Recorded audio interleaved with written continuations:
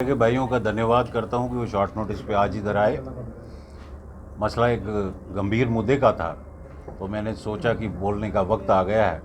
लेकिन मुद्दे पे आने से पहले सबसे पहले मैं सख्त कड़े शब्दों में खंडन करता हूं जो हमारी सिक्योरिटी फोर्सेस के ऊपर आए दिन हमले हो रहे हैं लास्ट ईयर से, जिसमें सिविलियंस की मौतें भी हुई। हमारे सिक्योरिटी फोर्सेस ने भी शहादत दी। पाकिस्तान की इन कायरानी हरकतों का मैं सख्त खंडन करता हूं। लेकिन हम सबको विश्वास रखना चाहिए कि हमारी सिक्योरिटी फोर्सेस, चाहे वो आर्मी के जवान हैं, पुलिस है, ऑफिसर्स हैं, वो अनथक सिंसियरली काम कर रहे हैं और ये टेररिज्म का एक नया फेज़ है, इसको भी वो हैंडल कर लेंगे। हम परमपिता परमेश्वर से प्रार्थना करते हैं कि उनकी आत्माओं को शांति मिले और उनके घर वालों को हौसला मिले। आज के मुद्दे पर बोलते हुए मैं ये बताना चाहता हूँ कि आपने भी देखा होगा, मीडिया के भाइयों ने आए दिन जो एसोसिएशंस की इलेक्शंस होती हैं वहाँ रिगिंग की बहुत कंप्लेंट्स आ रही हैं। पिछले हफ्ते ही हमारे सोशल मीडिया और मीडिया के भाइयों ने सब ने रिपोर्ट किया, स्वर्णकार संघ का मसला वो अभी भी डिस्प्यूटेड हुआ है। और मैं गवर्नर महोदय, आदरणीय लेफ्टिनेंट गवर्नर मनोज सिन्हा साहब से आज गुहार लगा रहा हूँ कि जितनी भी रजिस्टर्ड एसोसिएशंस की इलेक्शंस होती हैं वो overall supervision of deputy commissioner concerned होनी चाहिए, कि ना तो हेरा फेरी हो ना विवाद हो। और मैं साथ में मीडिया के माध्यम से भी ये भी बता दूं कि इसमें सबसे पहले lead Kashmir chamber of commerce ने ली है, जिन्होंने हाल ही में अपने कॉन्स्टिट्यूशन में एक संशोधन किया है कि जो भी फ्यूचर इलेक्शंस होंगी वो डिप्टी कमिश्नर श्रीनगर के ओवरऑल सुपरविजन में होगा। अब मैं बताता हूं कि लास्ट ईयर जो chamber of commerce and industries की इलेक्शंस हुई अप्रैल के महीने में 2023 में, उसको कैसे रिग किया गया, मेरे प्रेस नोट में सारे लिखित सबूत भी हैं और मैं बड़ा शॉर्ट तरीके से उसको बयान भी कर दूंगा। मेरे साथ बैठे हुए एक सीनियर मेंबर है हमारे, सुनील गुप्ता, जो नेहरू मार्केट वेयर हाउस से बिलोंग करते हैं। इन्होंने इलेक्शंस के तुरंत के बाद इलेक्शन कमीशन को एक खत भेजा जिसमें इन्होंने एलिगेशंस लगाए कि आपने रिगिंग की है और काफ़ी सवाल पूछे। अब मैं शॉर्ट में बोलूँगा क्योंकि प्रेस नोट थोड़ा लंबा है। इन्होंने मेन एलिगेशंस लगाए कि आपने जो पोलिंग टीम अंदर बिठाई वो या तो कंटेस्टेंट्स के रिश्तेदार थे और या दोस्त थे।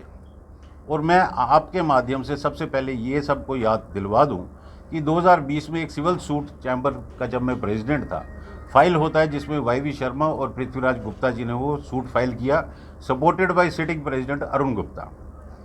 इमीडिएटली केस होने के बाद मेरे 4 ऑफिस बेयरर्स जो मेरे साथ 3 साल काम कर चुके थे, वो मेरी साइड छोड़ के विपक्ष के साथ मेरे खिलाफ कोर्ट में खड़े हो गए।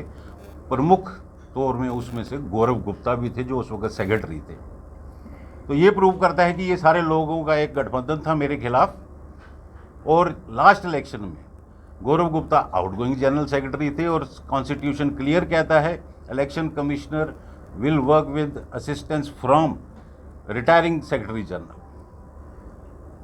जो खत इन्होंने लिखा उसका जवाब भी प्रेस नोट के साथ लगा हुआ है उनका। वो बोलते हैं कि वो सब मेंबर थे जो पोलिंग टीम के थे। सुनील जी ने कहीं भी ये नहीं लिखा कि वो मेंबर नहीं थे, मगर एलिगेशन थी कि या तो वो रिश्तेदार थे।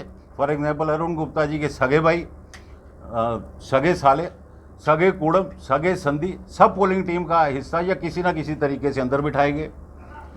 फिर इनको सवाल पूछा गया है एक कि प्रेसिडियम के मेंबर्स वाई शर्मा जी, पृथ्वीराज गुप्ता जी, ऐसे ये 5-6 आदमी, उस रविंदर सानी, अनिल गुप्ता, ये कैसे अंदर बैठे। तो वो जवाब देते हैं कि इनको सुपरविजन के लिए अंदर बिठाया गया।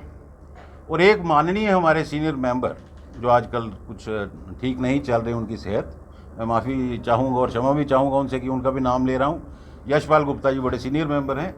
उन्होंने बोला कि उन्होंने इच्छा व्यक्त की कि वो इलेक्शन देखना चाहते हैं, इसलिए वो भी अंदर थे। तो ओवरऑल आप प्रेस नोट जब पढ़ेंगे तो आपको समझ आएगा कि ये सारा का सारा फिक्स्ड मैच था और पूरा पोलिंग स्टाफ या उनके दोस्त या रिश्तेदार अंदर थे। उसके बाद चौंकाने देने वाली बात, सुनील जी ने बोला सीसीटीवी फुटेज कहाँ है। लिखित रूप में वो जवाब देते हैं कि सीसीटीवी फुटेज लेने की वजह से हम बिल नहीं बढ़ाना चाहते थे। ये इतना ग्रेव मामला है, मैंडेटरी अंडर लॉ है सीसीटीवी फुटेज। और इलेक्शन कमिश्नर साहब ने वेन्यू के मैनेजर्स को बोला कि सीसीटीवी बंद कर दो, इनके खिलाफ पर्चा भी लगता है अगर इसको गंभीरता से लिया जाए। ताकि सबूत कोई ना बचे। दूसरा ग्रे मामला है कि पोलिंग हॉल के अंदर मार्कर पेन हमें बोला गया यूज़ करेंगे। थोड़ी देर के बाद हमने देखा नॉर्मल पेन शुरू हो गए, तो हमने बोला ये क्या है, कहते मार्कर पेन ख़त्म हो गए हैं, जो आज तक नहीं होता। वो इसलिए किया गया क्योंकि जो बंडल के बंडल रिगिंग के लिए पोल्स प्री टिक्ड लाए हुए थे, वो डालने के लिए नॉर्मल पेन यूज़ किए गए। और आप सब भाइयों ने उस दिन रिपोर्ट भी किया जब सुनील जी ने प्री टिक्ड जो पहले टिक मार के बैलेट वोटर्स को दिए जा रहे थे, वो रंगे हाथ पकड़े गए। अब आप मुझे बताइए, अगर इस हिसाब से इलेक्शंस होनी है तो आगे का सिस्टम कैसे चलेगा? जम्मू की आवाज़ कौन बनेगा? जब आप एक पॉपुलर मैंडेट को एक क्रिमिनल षड्यंत्र के करके ऐसे डिफीट करेंगे, तो मुझे लगता है कि माननीय एलजी साहब को इसको गंभीरता से लेना होगा और इमीडिएटली डायरेक्ट करना चाहिए रजिस्ट्रार ऑफ सोसाइटीज़ को कि इस पे नोटिस इशू किया जाए चैम्बर को, और ये एक्ट में चेंज होनी चाहिए कि जितनी भी इलेक्शंस रजिस्टर्ड सोसाइटीज़ की होती हैं, they should be held under the overall supervision of deputy commissioner concern.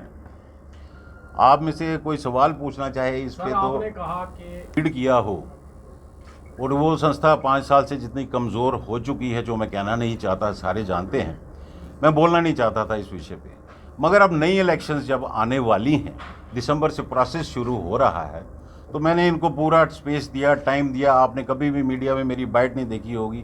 Media के भाई ने भी अगर कुछ बोला कि इस बयान दीजिए किसी चीज़ पे, तो मैंने बोला हमारे सिटिंग प्रेसिडेंट है अरुण जी, उनके पास चाहिए। तो हमने पूरा स्पेस दिया, लेकिन आज ज़रूरी हो गया था कि हम अगली इलेक्शन में ये धांधली ना होने दें, इसलिए हम इस डिमांड को माननीय एलजी साहब के सामने रखें। आप किस तरह से कहते हो कि प्री टिक्ड जब बैलेट पकड़े सुनील जी ने, 1 घंटे के लिए रोकी गई इलेक्शन, और मीडिया ने रिपोर्ट किया और वो लेटर में डिनाई कर रहे हैं कि मेरे पास कोई कंप्लेंट नहीं आई, ऐसा कोई वाकया नहीं हुआ कि पोलिंग रुकी नहीं। तो वहाँ पे जब रिश्तेदार और दोस्त बैठे हुए हैं, वो सब कोई छोटा शहर है, लिहाज है, यार इधर इधर डाल दे, इन्फ्लुएंस किया गया। और प्लस काफ़ी बैलेट पेपर, क्योंकि गिनाए तो है नहीं किसी से, उनको टिक किया हुआ था, कोई डेमो नहीं दी गई पहले या कुछ, और वो सारे बंडल के बंडल इन्होंने अंदर डाल दिए। आपने कहा कि उनके रिश्तेदार थे।